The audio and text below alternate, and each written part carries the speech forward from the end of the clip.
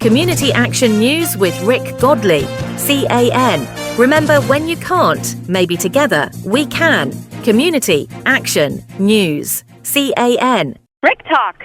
Welcome in, ladies and gentlemen. I'm Rick Godley, sitting alongside Mr. Chad Spruell, the professional fitness trainer whose base is 24 hours. Oh, no, it isn't, right?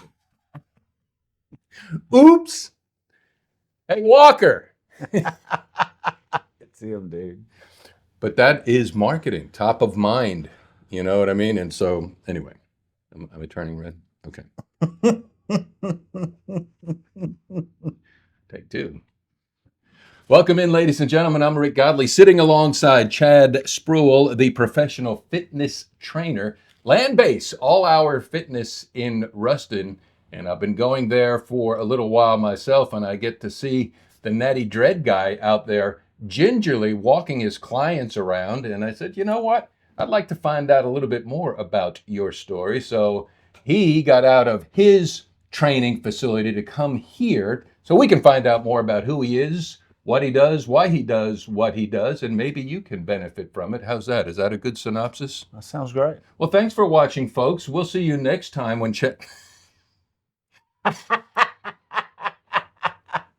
Episode 2? Episode 2 starts right now.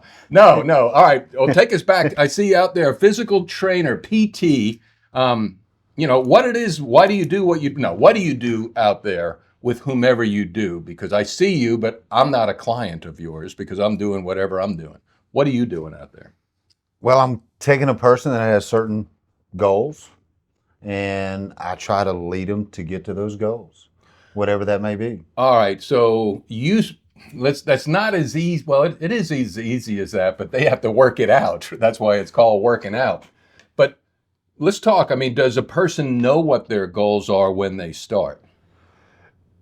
Not always. A lot of times they just don't want to be at life where they're at now. Fairly well put there. I mean, so take me through a scenario of somebody who has goals, because usually, and I'm seeing your clients, they're of a different demographic, more my demographic than the younger demographic. So we've trained up society and culture for youngers to have goals. But when you get to my age, or maybe 50 or 40, we don't have goals anymore. It's almost like we're in a survival mode. So when somebody comes to you with a fitness goal, they know they want to do something. How do those goals come into focus for them or for you? I think for the most part of my clients that I train and the demographic that I mostly focus in are the older, 50 and up, usually. Mm-hmm. They've seen their friends go down physically, not being able to keep up with them, or even the simple as just getting on the floor with their grandchildren and being able to play, going outside and playing kickball. A lot of them want to be able to do that and spend that quality family time. So the want to has to be there. Talk about the miracles of the body, because let's say, I don't know if you're going to be 40 years old or 50 years old, 60 years old, and I don't even want to put a cap on it there, Chad, that the body does react to what you tell it to do once you start doing it, and your body will respond in a good way. Oh, I completely agree. I think the most limiting thing that we have is our mind telling us what we can and cannot do. Usually I get a client in, I said, let's try this exercise. Oh, Chad, I can't do that. I said, well, let's just try it. And sure enough, they do it. And then it continues.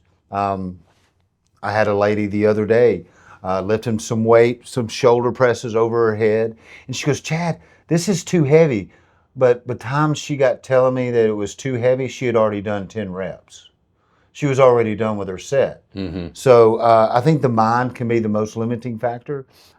But if we just keep challenging, I have noticed in my training, I start them really low. I build up that confidence, and I slowly, without them even realizing, I start building up the difficulty of each exercise. Well, I think that's another fair point to bring out, that should somebody who watches us talk is inspired to take the next step to get in touch with Chad to find out what they should do, understand that this is a personalized, I would dare say, training program, because one size doesn't fit all. True that. and we are all different, but at the same time, consistency is more important than we're not going for barbell records. We're not in competition either. Now, how's that one? We're trained to compete. And now this is like we need to contend for our health, not compete. True. You see what I mean? I think the main thing is going to the gym when you don't even feel like it. Just making sure it stays a habit. It's kind of like you're not going to miss eating for a day. And that's the way that's the priority of the gym, or exercise. It doesn't have to be in the gym, but exercise has to have that type of priority in your life. When did you get started in this? Funny thing is, I grew up a really skinny little runt kid, and I can remember going to the Big Star with my mom back in the day, and we passed by the magazine rack, and I saw these guys that were bodybuilders, these bodybuilding magazines. Is this Joe Weider? It could have been Joe Weider back in the day, or it could have been another magazine, but there was these huge guys, and I was a big superhero guy. And I was like, they're not superheroes, but they look like superheroes. And I was like, that's possible? So I started opening these magazines, and I see these guys, what they were as a teenager, and then what they built themselves into. And I was like, I can do that. And I saw that it was possible. So when I got my driver's license, and my first gym membership for my 15th birthday. And that's just where it started. Where's that? West Monroe? Monroe, Louisiana. What was the gym? Goodo's. Goodo's, yeah. Linda, Charles and Linda. Glenn was there as well? Glenn was there back in his day. All right, so that started you on your, quote, personal training, but obviously it led to where you got trained, certified. I did get educated, certified. all on that. So, I mean, that takes it to a whole nother level. When and why did that happen? Oh, well, I think I was in my 4th year of college, and I was probably on my 7th or 8th major of what I wanted, trying to decide what I wanted to do. And luckily, I've got some really good parents that backed me up. And they said, well, what do you enjoy to do? I said, Mom, all I care is about going to the gym. She goes, well, figure out how to make it a career. And so I went and talked to my guidance counselor and advisor. Out of high school, into college, advisor. And he said, you need to go into exercise science. And he said that might lead into physical therapy. It's got a different directions that you can go to. And it led me to personal training. So personal training, but also, you said physical therapy, both are PT. I saw you the other day, you had your table in there. So was that training or therapy or both? I consider it both. I consider what I do prehab. That means if we do the exercises correctly, hopefully you won't need surgery and then eventually have rehab. So I call it prehab. I like it. I like it too. I want to repeat prehab, right? And that ties into the thought that your health care is in your hands, and not to diminish that first step. Again, you've addressed the apprehension factor that people have. Like, I know I need to, but all the thousands of voices that go off in their head, I can't walk into that place. I don't look that way. How do you help somebody like take those giants down? Usually if I can just walk them around the gym and I'm like, just look around. Every one of them are looking in the mirror or taking a selfie. They don't even know we're here. I agree. They don't even know we're here. They are so consumed with what they're doing, they don't even notice us. I said, well, they might notice my hair, but they're not going to really notice us. Well, and I'll even add to that too. Even if you are noticed, they won't remember you. No. And so it's like, stay focused, come small, be in what your goal is. Whomever chooses to follow up, what is your goal? Stay focused. And yeah, you're right about that. I mean, it's like. And the funny thing is, I notice the big meatheads, the biggest ones in there that are throwing the biggest amount of weight around, they're usually the nicest and the most welcoming to people that don't look like they belong in the gym is that you're like their biggest teammates. So next thing you know their name, you know their wife's name, they know your kids, and it makes you want to come to the gym even more. So you make those relationships. I mean, it's kind of like Cheers in a completely different direction. You're right.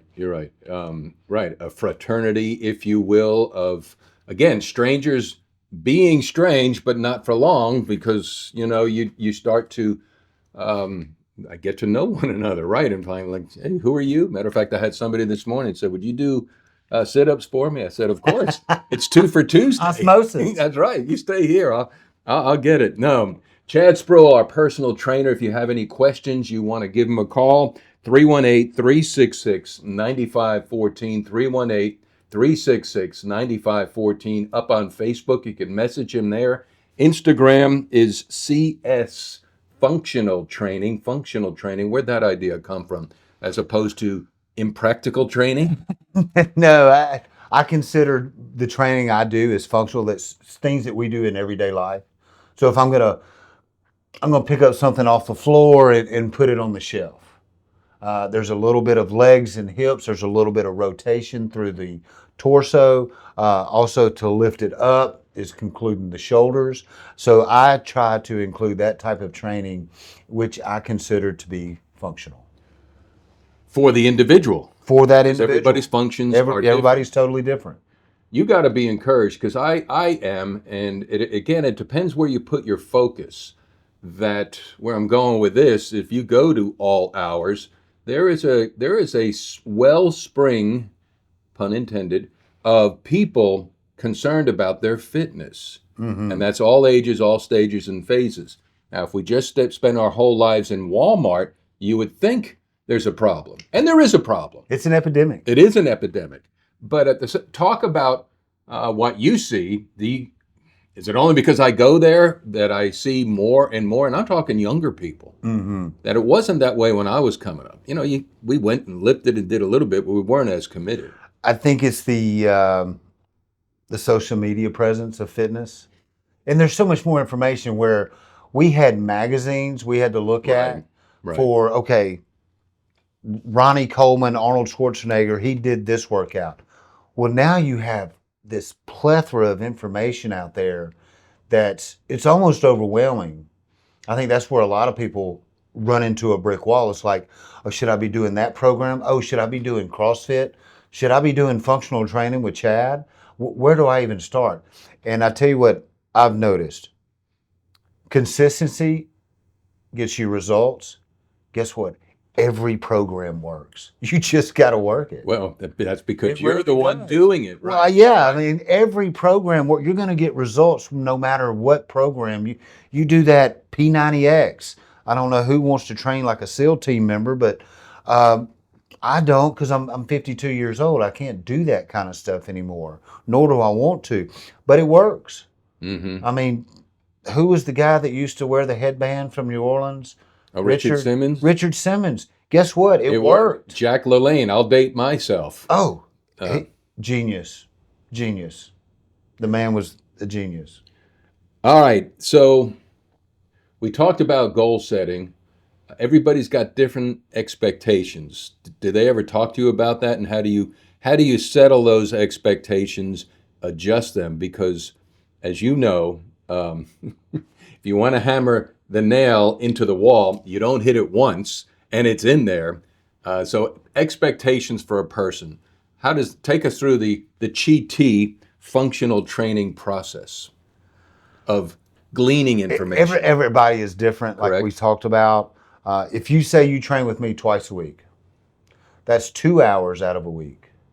Man, there is a lot of time in between.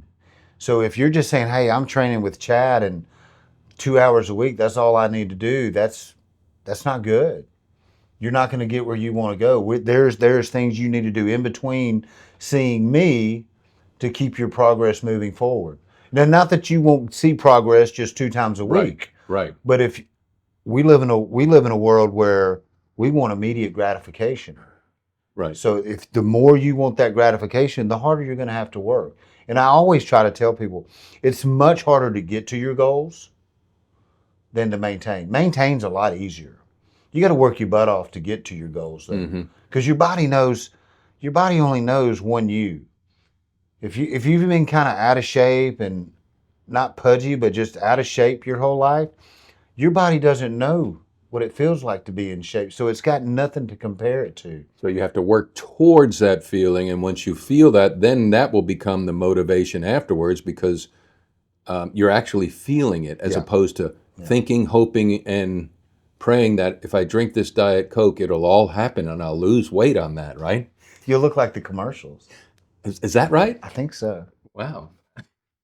Anything else we can say, Chad, for the audience, for you to leave an impression on them? Because he doesn't have much time. I mean, the man's almost booked up, but he has time for some questions and some answers. What do you want to say to them? Just get started. Just get started. I think the hardest thing is to walk through, if you decide to join a gym, the hardest thing is to just step through those doors. Get the membership, sign the paper, get through the doors. If you don't want to do that, that's fine. There's too much information out there to just sit at home and saying, I don't know what to do. Get on Facebook, get on Instagram, look at some of the exercises. Main thing, just get moving. Walk around the neighborhood. One of my favorite workouts around my neighborhood, I'm not a big runner anymore. I've got too many injuries, but I can run a little bit. So what I'll do is I'll walk for a little while, and then I'll pick out a mailbox, and I'm like, I'm going to run to that mailbox. Not as fast as I can, but faster than a jog. Gets my heart rate up, and then I go back to a walk. So my heart rate goes up and down, and that's what we call interval training, which is great for burning fat. So main thing is just get started. Easiest, simplest thing. How many push-ups can you do at one sitting? How many body weight squats can you do?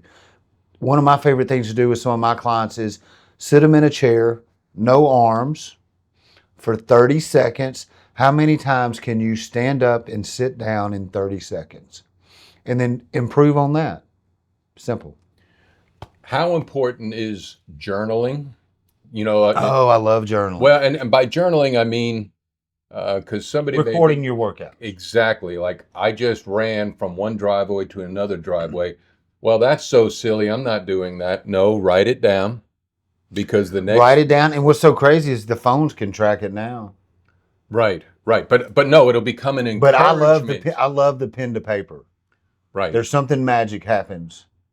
Oh, I mean, we can get into the neuro-linguistic. Literally putting your intention into, but that's for a whole nother episode. If you write out your schedule and say, hey, I'm working out at this time, you're so much more likely to do that and just check the box off. Mm-hmm. I feel the same way about nutrition. On Monday, I know what I'm eating on Thursday. He's Chad Spruell. The number 318-366-9514. 318-366-9514. On Facebook, Chad Spruell, correct? Spruell. What's the origin of that from Mr. Spruell? I believe it's Scottish. Scottish? Yeah, that's where the dreads come from. It is? Oh, do you work out in kilts too? I have. That's for another episode as well. CS Functional Training. Thanks for watching. Thank you for coming. Please drive carefully and arrive home safely. Good night.